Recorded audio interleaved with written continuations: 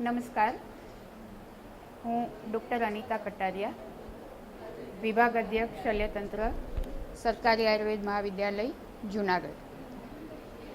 તારીખ 25, 26, 27 ફેબ્રુઆરીના રોજ સરકારી આયુર્વેદ કોલેજ હોસ્પિટલના પટાંગણમાં આયુષ મેળાનું આયોજન થયેલું છે. તે અંતર્ગત આજ રોજ એક યોગ સ્પર્ધાનું આયોજન પણ કરવામાં આવેલું છે.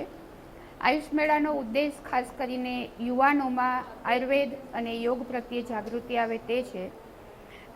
એ ઉદ્દેશને ધ્યાને રાખી અને આજે વિવિધ કોલેજ જે આયુર્વેદના વિદ્યાર્થીઓ છે એમાંથી યોગ સ્પર્ધામાં ભાગ લેવા માટે અત્રે લગભગ 35 જેટલી સંખ્યામાં સ્પર્ધકો હાજર છે.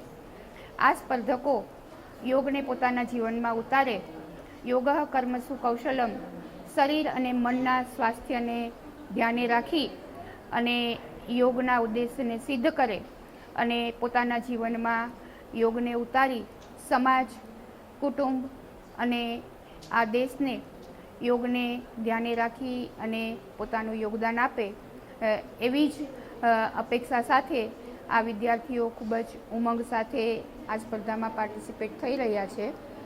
આ સ્પર્ધામાં અલગ અલગ કેટેગરીના આસનોનું આયોજન કરવામાં આવેલું છે. 3 આસનો એવા છે કે જે ફરજિયાત છે, જેમાં આગળ ઝૂકવાનું, પાછળ ઝૂકવાનું અને શરીરને બેન્ડિંગ આપવાનું.